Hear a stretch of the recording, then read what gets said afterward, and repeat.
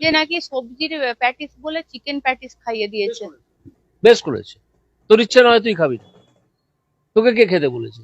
তো মারার অধিকার কে দিল? তার যে উপার্জনের যে উপকরণ সেটাকে ভেঙে ফেলার অধিকার তোকে কে দিল? সারা জীবনে তো কোনো পড়াশোনা ক্লাস 4 এর চেয়ে হয়তো অনেক ডিগ্রি অর্জন করেছিস, কিন্তু ক্লাস 4 এর চেয়ে বিদ্যে তো বেশি এগিয়েছে বলে মনে হয় না। একটা মানুষ, খেটে খাওয়া মানুষ, পরিশ্রমী মানুষ, মেহনতি মানুষ, তাকে মেরে দিচ্ছিস, তোর উপার্জনের উপকরণটা ধ্বংস করছিস। তুই জানা যারা আজকে ভারতবর্ষ শোষণ করছে তাদের গায়ে হাত তোল, তোর হাত পা দুটোই কেটে ফেলে রেখে দেবে রাস্তায়, একটা কথাও বলতে পারবি না। এটা দরিদ্র মানুষকে মারছে, লজ্জা করে না? কি ভাবছেন অভিজিৎ গাঙ্গুলির গোসা হয়েছে, অভিজিৎ গাঙ্গুলির বিলম্বিত বোধোদয় হয়েছে? না মশাই, এর কোনোটাই নয়। কারণ তা যদি হতো তাহলে প্যাটিস কাণ্ড তো ঘটে গিয়েছে গত 10 দিন আগে। তা গত 10 দিন উনি কোথায় ছিলেন? গত 10 দিন আগে ওনার কেন এই জ্ঞানের বাণীগুলো ঝরে পড়েনি? ওনার এই জ্ঞানের বাণীগুলো ঝরে পড়ছে ঠিক কবে?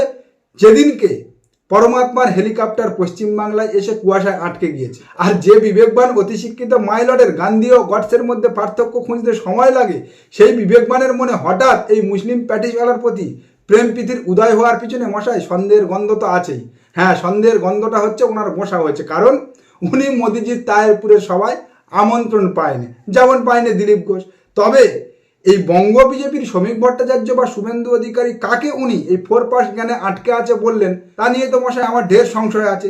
যদি আপনাদের জানা থাকে আপনারা জানিয়ে যাবেন আমাদের নিচের কমেন্ট সেকশনে। আমি আপনাদের কাছে একটা কথাই বলবো যে নরেন্দ্র মোদীজি বাংলার হিত গৌরব, কলকাতাতে মেট্রোর উদ্বোধনে বাংলার হিত গৌরব, বাংলার শিল্পায়ন, বাংলার শিক্ষা সংস্কৃতি তার পুনরুদ্ধার করার জন্য, পরিবর্তনের সংকল্প নেওয়ার জন্য আপনাদের কাছে আবেদন করেছেন। বাংলার গৌরব উনি পুনরুদ্ধার করবে নাকি বাংলার গৌরবের উনি পিন্ডি চটকাচ্ছেন, তা পশ্চিমবাংলার মানুষ বর্তমানে হাড়ে হাড়ে টের পেয়ে গিয়েছে। তবে এই ভারতীয় জনতা পার্টিতে শুভেন্দুবাবু আপনাদের দলে অভিজিৎ গাঙ্গুলিদের মতো বিবেকবানদের যেভাবে গজনীর আমির খানের মতো বিবেক জেগে উঠছে বা বিবেকের পুনরুদ্ধার হচ্ছে, তাতে করে আগামী 2026 বিধানসভা নির্বাচনে আপনারা এই পশ্চিমবাংলায় চাটাই বিছাতে পারবেন তো?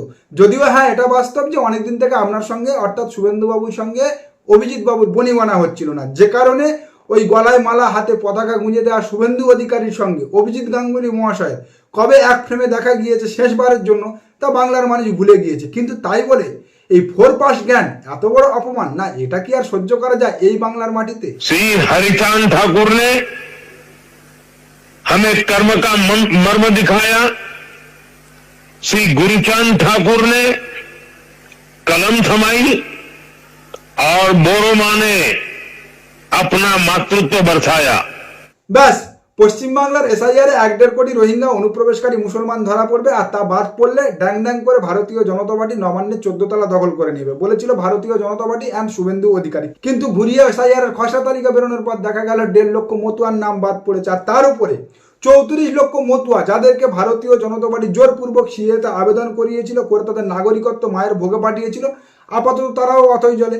আগামী 1 মাসের মধ্যে নাগরিকত্ব না পেলে তারাও ভোট দিতে পারবে না 26-এর নির্বাচনে। আর এই সব কিছু মিলিয়ে যখন মতুয়াদের মধ্যে ক্ষোভ জমছিল, তখন সেই মতুয়াদের ক্ষোভের আগুনে ছাই চাপা দেওয়ার জন্য পরমাত্মা জ্যান্ত ভগবানকে ভারতীয় জনতা পার্টি মতুয়াগড়ে ল্যান্ড করিয়েছিল। কিন্তু সেই পরমাত্মা জ্যান্ত ভগবান মতুয়াগড়ে এসে মতুয়াদের সমস্যার হালমাসিয়া করার পরিবর্তে যেভাবে কেবলমাত্র হরিচাঁদ ঠাকুর ও গুরুচাঁদ ঠাকুরের নাম নিয়ে বাকি মতুয়াদের সমস্যা ইতি গন্ধ পুষ্প করে ছেড়ে দিয়ে চলে গেল, তাতে মতুয়াদের সেই ক্ষোভের আগুনে আরো 2.5 মণ ঘি পড়ল। আর যা নিয়ে বর্তমানে এই পশ্চিমবাংলার আগামীর হবু মুখ্যমন্ত্রী শ্রমিক ভট্টাচার্য কোম্পানি পড়েছে বেজায় ফাঁপড়ে। যদিও মন্দের ভালো তাদের পোষা আর এক হনুমান নাকি আগামীকাল এই পশ্চিমবাংলার মাটিতে নতুন রাজনৈতিক দলের ওপেনিং করতে চলেছে। বিধানসভায় 135টা লড়ে 70 থেকে 90টা সিট নিয়ে আসবো এই বিধানসভায়। নির্ণায়ক শক্তি হুমায়ুন কবিরের নতুন পার্টি হবে, একটু আপনাকে বলে দিই। आयेन राज्यम लवणेन भोज्यम। মানে কি বলবো, গালাগাল দিতে পারি না জানেন তো, কেবল ইউটিউবের গাইডলাইন আছে বলে। সার্কাসের জোকার দেখেছেন তো, এর তার থেকেও বেশি লাফাচ্ছে। কখনো বলছে মালদা মুর্শিদাবাদে কংগ্রেসের জন্য 9টা আসন ছাড়বো, বামেদের জন্য 4টে আসন ছাড়বো, আইএসএফ এর জন্য 1টা ছাড়বো, বাকিতে আমি লড়বো। আবার কখনো বলছে 135 আসনে লড়ে 70 থেকে 90টা আসন নিয়ে বিধানসভায় যাবো। 2,82,00,000 মুসলমান ভোট আছে, তাদের 1.5 কোটি ভোট হুমায়ুন কবিরকে দিলে 90টা সিট পাবে। বেশি পায়তারা করলে 294টাই লড়বো। যে জিতবে যে হারবে কাউন্টিং এর দিনে বুঝে নেবে।